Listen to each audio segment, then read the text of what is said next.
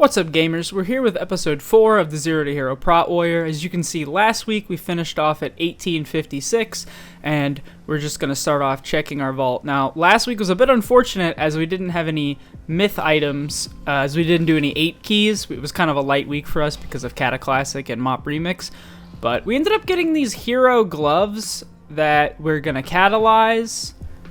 I'm Veteran to Hero is still a pretty nice upgrade, and with this character's eye level being so low, I think it was a decent upgrade.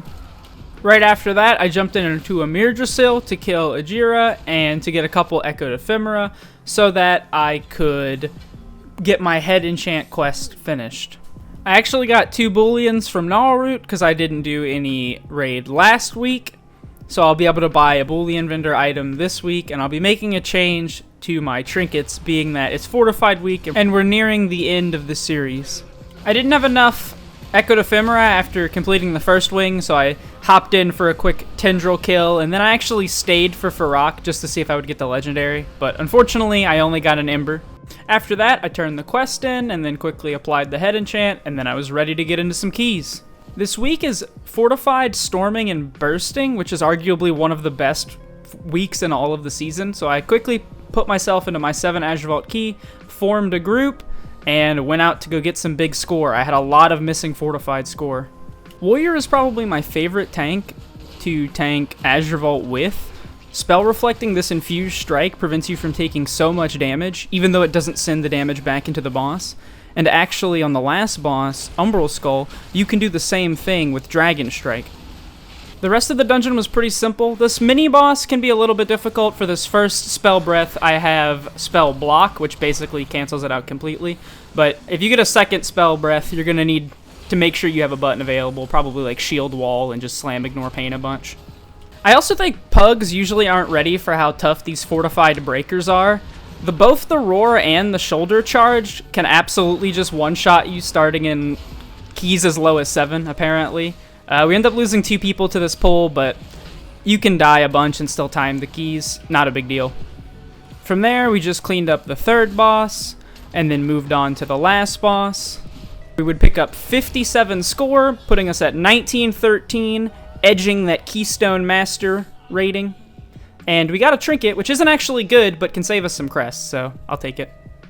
Before jumping into the next key, I went ahead and upgraded my Golok weapon all the way to max, and then after that I took a trip over to the Boolean vendor and grabbed Farok's Rage Heart, which I was going to trade for my Grief Torch.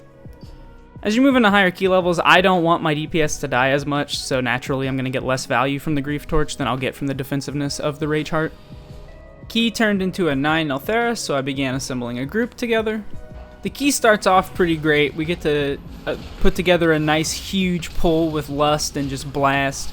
This Warlock's going to start ramping and scaling out of control. It's a lot of fun. A little dangerous with the Kalashi Wardens just slamming me over and over again, but all in all, really fun starting pull. Unfortunately, this dungeon will be the death of 1,000 cuts of a bunch of little mistakes piling up.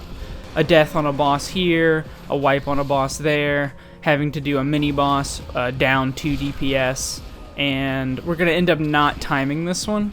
Despite not timing it, we're still going to end up getting a bunch of benefit. We're going to gain 79 rating, a hero cloak, upgrading our champion cloak, as well as setting ourselves to 1992, right under that 2k Keystone Master rating.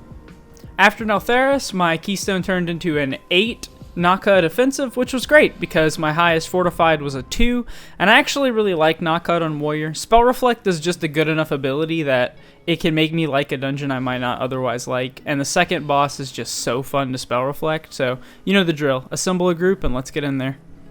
Heading to the first pull, I wasn't sure if I was going to double pull the 2 packs together.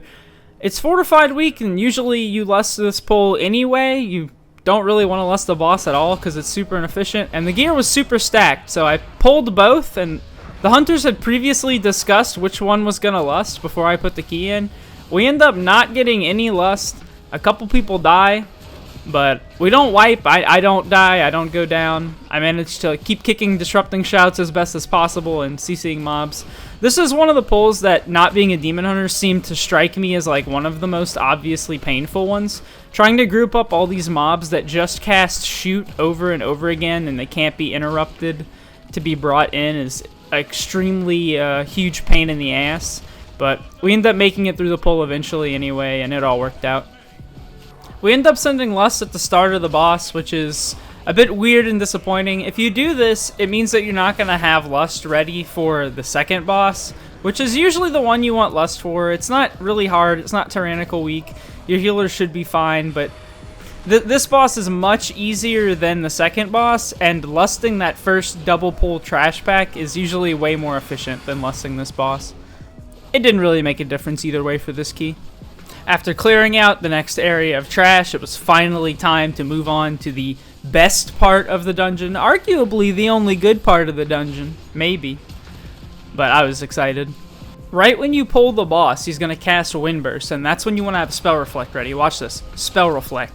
And then from then on, for the rest of the boss, you want to back up as soon as Spell Reflect is up and just keep sending Windburst back into him.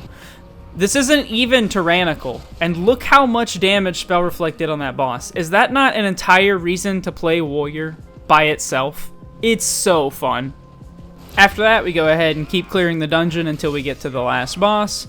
And I wanted to point out the intermission phase on the last boss. Obviously, Demon Hunter is the king, the ultimate interrupt tank, ultimate mob control tank, and can solo this entire phase with all of their sigils, silent sigils, grip sigils, stun sigils. But Warrior's actually got enough tools here too. Challenging shouting one half of the mobs and then charging into the others to pull them together and then start shockwaving is enough in these lower key levels to control them for the most part. You even have the fear there coming out. You actually have quite a few tools on Prot Warrior to deal with mob control, just not in the insane lockdown way that Vengeance Demon Hunter has. Completing this key gets me over 120 score, as well as the Keystone Master achievement. We're 21-18 now. Pain Edge has mastered Keystones, but we're not done yet for this week. Before jumping into the next key, completing Keystone Master gives you a token that you can turn in for a tier piece at a hero eye level. So I go ahead and I pick up some hero pants. You can see I'm debating whether or not to get the PvP ones. I don't want to do that. I just couldn't remember which side the PvE ones were on. And now we're ready for the last key of the week. My lowest fortified key was now Algeth'ar Academy, so I spent a couple of minutes applying to different Algeth'ars. I think 8, I guess, is the point at which I'm feeling both my score / eye level being so low. I haven't farmed crests or crafted any items or really tried to improve my gear in any way that wasn't just naturally what I was getting from the keys I was already doing.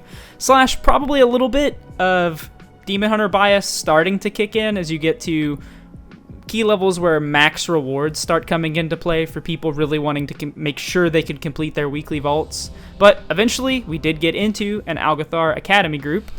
Unfortunately for 2 of our DPS, one of them couldn't remember what key they were in, and the other one had to pee, so our group leader promptly kicked both of them instantly. We filled pretty quickly, and it was off to do the last pull. You can see I die instantly here, but luckily I have that cheat death trinket. I really recommend, it doesn't matter what skill level tank you are, find a way to get the cheat death trinket from Iridocrons. You can farm it on heroic or normal or whatever you have to do, but it's super valuable for a tank at any level to being able to die once every 8 minutes guilt-free. We go ahead and clean up this pull, and this dungeon goes like extremely smooth, with only a couple minimal mistakes that weren't big deals. This Lieutenant mob is another one that I want to point out. That Storm Slash ability deals magic damage. As you can see, Spell Block is already on cooldown from me having Spell Blocked previous one, or possibly on the boss, actually. But you want to make sure that you have mitigation up for that Storm Slash. You can see it trucking me for nearly my full health pool. This is that constant heavy-hitting magic damage that Warrior can kind of struggle with sometimes. I could be hitting Spell Reflect, even if I'm not reflecting a spell, which it might actually be able to reflect. If you think about Laymore, Infused Strike, and Umbral Skull Dragon Strike, this is a very similar ability to those two. I guess I didn't try that out. But things like Spell Reflect are very strong on these. You can see me hit it there. This is the wind, but luckily it lasts 30 seconds, and I take no damage. That's the difference between having Spell Reflect up and not having Spell Reflect up on Warrior. After a clean Croth kill, we finally head over to the Veximus area, where I actually feel another place where not playing a Demon Hunter starts to really hinder your setups. Usually you just triple pull all of this on Demon Hunter, and between 2 grips, 2 silences, 2 fears, Chaos Nova, and then team stuns as well, you kind of just keep the entire pull CC'd for the duration, but Warrior just doesn't have the capability to do that, so instead I chain the pulls as pieces that are important die off, like the books that cast the stun Monotonous Lecture. After that, we deal with a non-tyrannical Veximus, which is a non-tyrannical problem. Falls over pretty easily. After Veximus, I start setting up for my bridge pull. I grab these little worms here because I need them for trash, and then because I know that we're good on timer and there's nothing to worry about, I only pull to this pack. Now, DPS decided they have a problem with that. You can see I shockwave here. I'm fully intending not to pull anymore, but somebody pulls this pack in as well, so I'm down on my stun. I go ahead and hit shield wall here, and I get ready to buckle in because I think this is going to be a problem. This is not what I was planning for. I think a lot of people don't realize like how getting caught off guard as a tank is. I end up getting knocked up by a tornado, pushed into all the mobs, and die. There's plenty of stuff I could have done better to not die there, like not get hit by the tornadoes and pay more attention, probably hit my defenses better. You can see I didn't spell block. My Farah trinket was still on cooldown, so I couldn't use that. There was stuff I could have done, but people don't realize how when you get caught off guard like that as a tank, it's kind of hard to both adapt and live. And as well, I'm under-geared as well, so that's like something else to consider here. If a tank doesn't pull something, don't pull it for them. They usually have a reason to not do so. Either way, it didn't affect the key too much. We went ahead and finished up the rest of the trash before moving on to Doragosa.